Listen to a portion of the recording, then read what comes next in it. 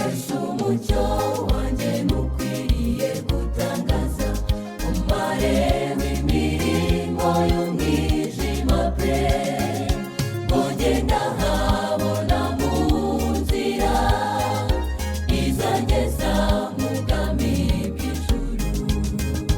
Niwabera dusiga nirwa kujya mu murwa Yerusalemu, nukuri sinkwifurije kuburayo, aho Imana iri mbona nkubone, ahatarangwitse ibiteka. Niwabera dusiga nirwa kujya mu murwa Yerusalemu, nukuri sinkwifurije kuburayo, aho Imana iri mbona nkubone, ahatarangwitse ibiteka.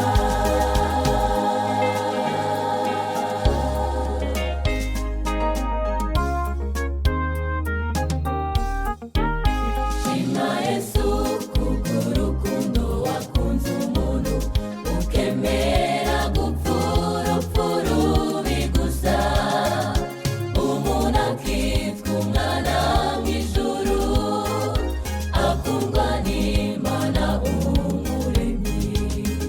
Nzaririmba iyo neza wangiriye, nguhimbaze iteka ryose, nukuri njyewe sinabona icyo mvuga.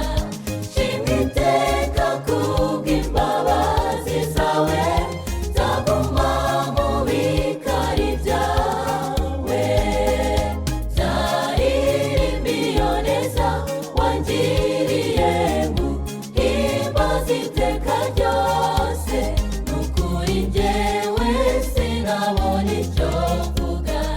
Shimwa iteka kubw'imbabazi zawe, nzaguma mu bikari byawe.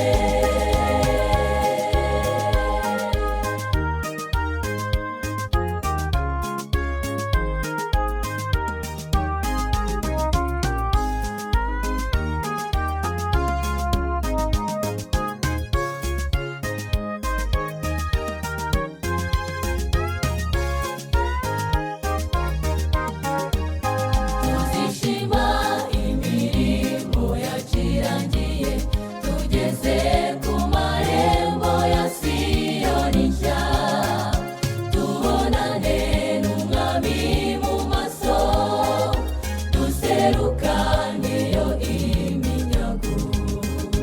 Niwabera dusiga nirwa kujya mu murwa Yerusalemu, nukuri sinkwifurije kuburayo, aho Imana iri mbona nkubone, ahatarangwitse ibiteka. Niwabera dusiga nirwa kujya mu murwa Yerusalemu, nukuri sinkwifurije kuburayo, aho Imana iri mbona nkubone,